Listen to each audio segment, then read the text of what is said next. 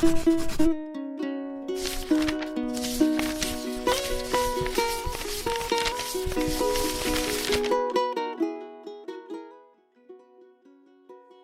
week's gospel is the culmination of a series of gospel stories we have been reading for the past few weeks of Lent. It began a few weeks ago when we read of Jesus at the beginning of his trip to Jerusalem.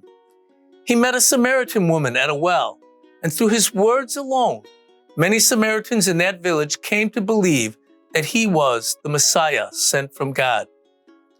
Then, on the following Sunday, we read how he cured a man who was blind from birth, and others began to believe in him. Finally, this week, we read how he brought his friend Lazarus back to life after he had been dead for 4 days. And many Jews who witnessed this also began to believe in Jesus. We read how Jesus himself wept along with all the mourners for the loss of his friend. Jesus in his human nature was subject to the same feelings of sadness and suffering that all of us feel when we lose a dear one.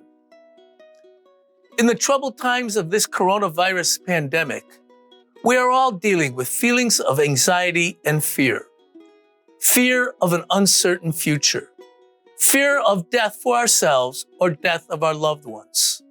Not only this, but the effect this disease will have on our lives. Will we lose our jobs? How are we going to pay our bills? Will we lose our homes? How are we going to pay for food? This week's gospel gives us a perfect example of how to deal with the trials and tribulations that life gives us.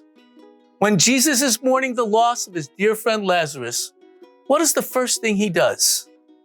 He begins to talk to God the Father. That is, to pray. And while Jesus could have prayed silently, he prays out loud so that the crowd can hear not only that he prays, but what he says while praying. And in raising Lazarus from the dead, the people can truly see that Jesus Christ is the Lord. This is the example of how to deal with the current crisis. We need to have faith and pray to God, for only he has the power to get us through this.